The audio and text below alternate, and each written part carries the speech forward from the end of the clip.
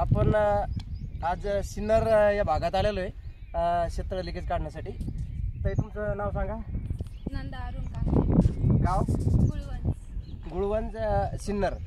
तर यांच्याकडून ज्यावेळेस शेततळ्यात पाणी टाकायची होती म्हणजे काय झालं, थोडीशी चूक झाली.